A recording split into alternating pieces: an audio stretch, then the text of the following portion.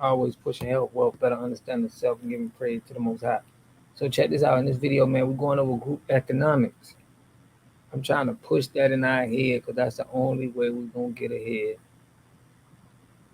Like I'm really strong on thinking that we have to be asking everybody around us, are you practicing group economics? You need to. We need to be getting into groups.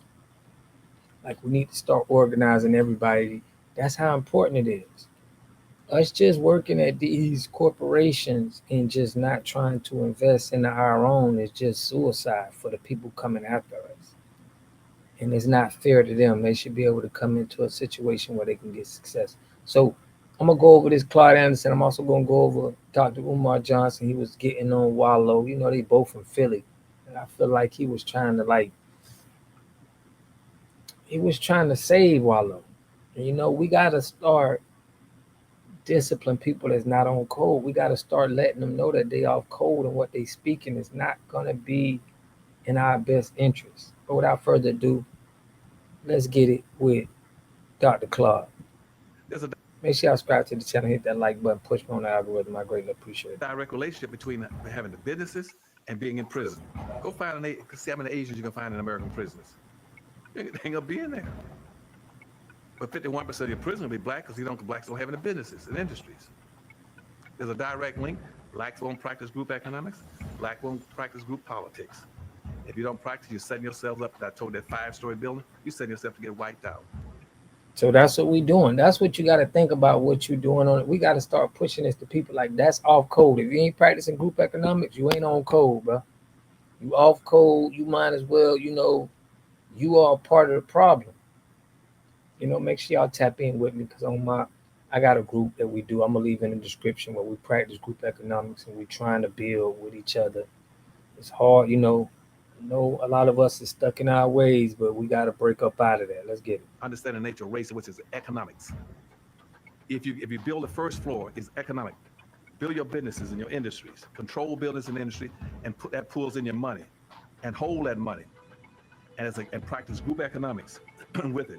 Arab and Asian money bounces 12 to 13 times what it leaves.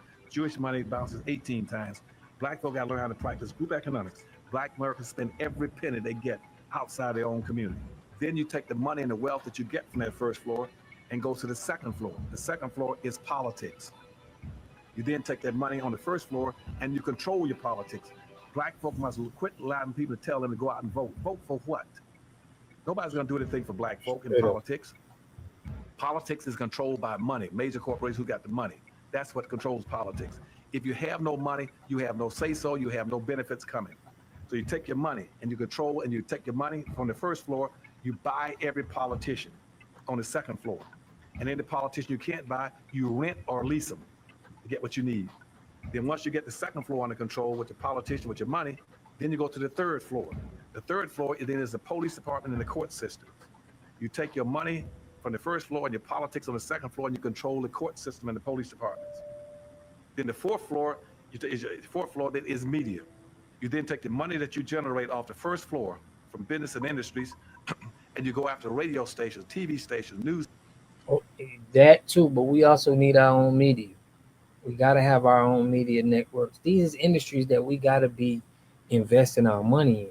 Like we need to understand where to pool our money in. And I think with the Carmelo Anthony case, it showed us we can put together some money. We got to put together money and build our institutions. Newspapers and cable systems, so that you can now inform and communicate with your own people. Right now, black folk own and control less than 35 thousandths of 1% of the media in the United States. Out of 12,000 radio stations, black folk own about something like about 75, 80. That's all. You own no cable systems. You don't have a daily newspaper. You have nothing of importance. You got about one black TV station. And so you can't communicate with your people. You can't inform your people. You can't do anything. You can have Rush Limbaugh and all the rest of the guys talking about racism all day long and bad mouthing and O'Reilly's. They can call black folk all kind of names all day long. What are you going to do? You can't respond. You can't communicate with your own people because you don't have an economic base. 51% of all the prisoners in the United States are black people. You only make up 12% of the population. That's no accident. It's because you don't control the economics and the politics. They're gonna go after the weakest people they can get their hands on to incarcerate. That's the black folk. And what are you gonna do in response to when they over incarcerate you? You're gonna go out and have a march, a demonstration. We're gonna march. March, well, who cares? Marching never changed anything. Right, I'm with him, man. March ain't never changed anything. That's Dr. Claude Anderson, man, one of the greats. He's still living right now. He got a book, Powernomics. I supported his book. We need to start with the business. I showcase him at the end of my videos. And I feel like our ancestors and people like Clark, they already got the blueprint. All we got to do is run the plays. Okay. So if you into group economics and you want to do things to support to get our communities back up and running like we want them to be, I'm gonna leave a link to the description to the Discord, man. Y'all make sure y'all tap into that. Now in this video, I'm gonna go what while I was very hard on Wallow, okay, and I still am because I don't feel like nobody should be talking about not supporting black businesses publicly at all. You off code needs for a disciplinary action, in my opinion. But I like some stuff that Dr. Umar was saying with this, but I think he was giving Wallow a little pass. But check out this interview that Dr. Umar addressed with Wallow about not supporting black business. Don't know the brother. But when I saw it, I said, I don't think he meant to say it like that. Like the first part of what If you don't know the brother, what you saying, you don't think he meant to say it like that. He said what he said, it infected, it got to the community. We took it how it is. He didn't say anything to try to address it. He's standing on it. He's already supported by corporations that's not of his own. So what does he care? he said, Art, most people would agree with. He said, listen, and I'm paraphrasing, but he basically said, whether you a black business or not, people want to be treated well. They want good food. They want a clean place. That's what any place, not just a black business. It's like, why do y'all want to? Why we can't talk about the businesses that are running, that are black businesses that are doing good? There's businesses all over the world that's failing, bro. Why are we crying over spoiled milk? If the business is not good, we can be just giving publicity and advertisement to the businesses that are doing well. It don't. I don't understand it. I don't understand their take with this. Majority of businesses don't make it anyway. So it's like, what are They we want talking about? to be treated right. And I think we would all agree with that because I often talk about the customer service of black businesses. And a big reason why black people don't get more of the black dollar, in addition to our own self hatred and love of white folks, is the fact that we don't treat our customers well. Man, I think there's a lot of black businesses that treat their customers well and their customers appreciate it. But we are going to stick to net. I don't understand the negative point of we reaching to try to give advertisement to bad businesses. You're just publicly advertising just bad service to everybody. Like that's all we got. As you know, we were scammed and ripped off by several black contractors at the Frederick Douglass and Marcus Garvey Academy.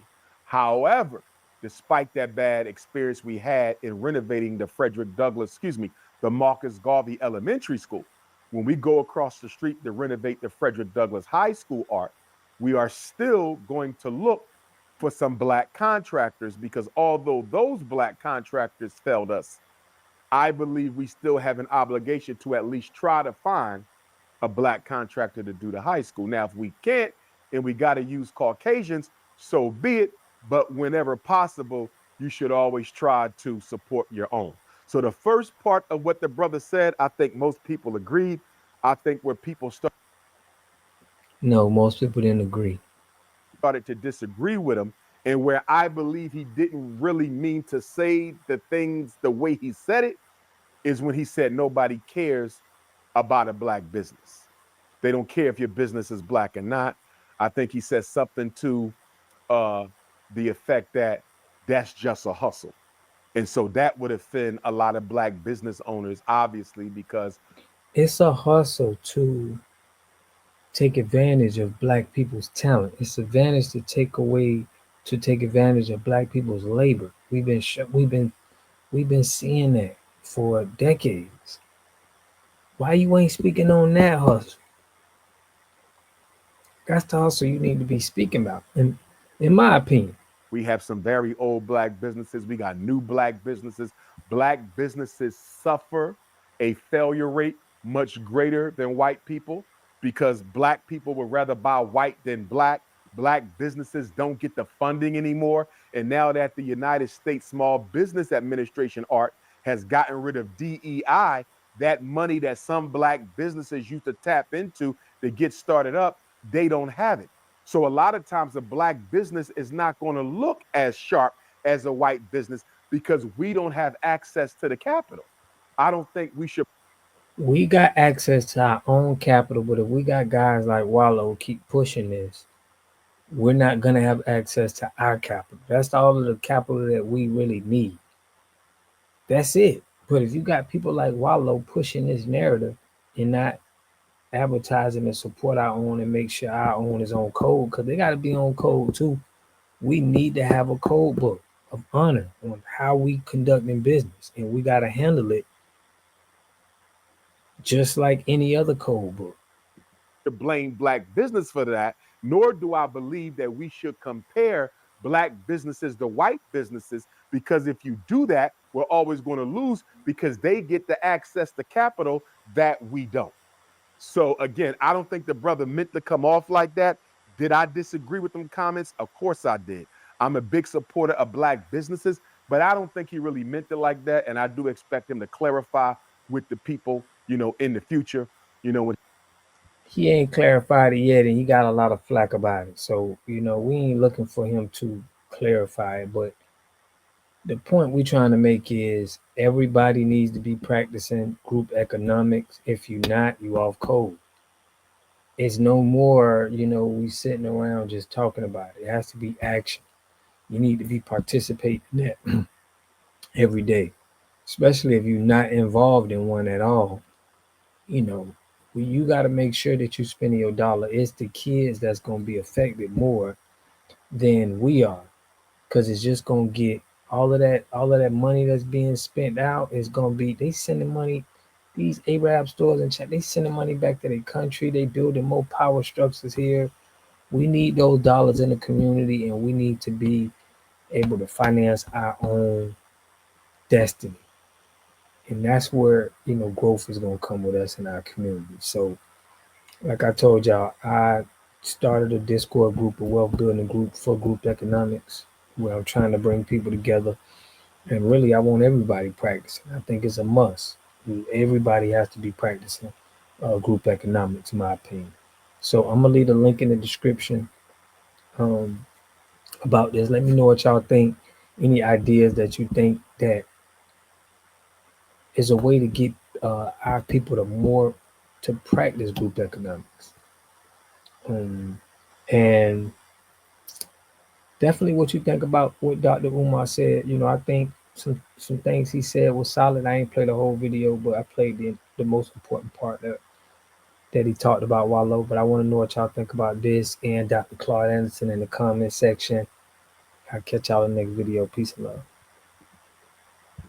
You are totally dependent on other people to take care of your needs because you don't have those roots sunk into the ground. To have a community, you must have three things to have a community in it. You must have a wholly independent economic structure that can provide goods, service, products, and things for your own people, and jobs and tax bases for your own people. You should at least control four basic things. You should be trying to control water, food, medicine, and energy to be able to survive. Here we got Mr. Pollock. He had a cornfield. He took advantage of a free water test from us, and this is what we found in this water. We found sulfur, we found hardness, and we solved these problems with an easy fix of 2 tanks. So get your free water test today. Stay blessed. Click the link below.